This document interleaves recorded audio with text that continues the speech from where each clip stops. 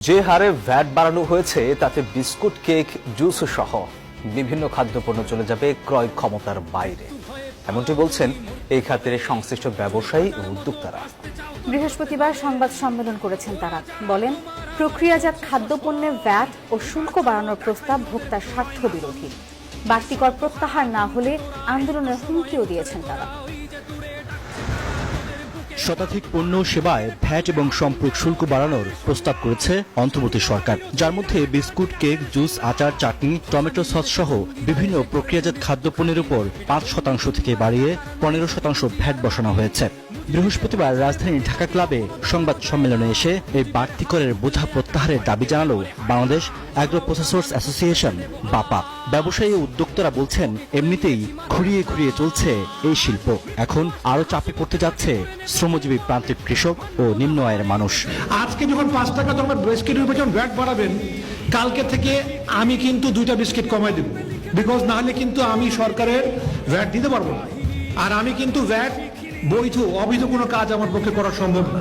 বক্তারা বলেন, 5 ও 10 টাকার কেক, বিস্কুটের মতো পণ্যেও বাড়তি ভ্যাট বসবে, যা ক্রেতা ও বিক্রেতার জন্য বাড়তি চাপ। 5 টাকার প্রোডাক্টে তো প্রফিট করার প্রশ্নই ওঠে না। অনেক সময় শুধু বাজারে যাওয়ার জন্য এটা রাখা, সেটার উপরে যদি ভ্যাট আসে তাহলে হয় এই প্রোডাক্টগুলো বন্ধ করে দিতে হবে অথবা এই কোম্পানিগুলো বন্ধ করে দিতে হবে। এফেক্টটা আসবে সেটা হচ্ছে যে আরো স্মলার প্যাক, এবং আরেকটা হচ্ছে সবচেয়ে ওয়ারিসাম সেটা হচ্ছে লো কোয়ালিটি প্রোডাক্টস এর দিকে চলে যাবে।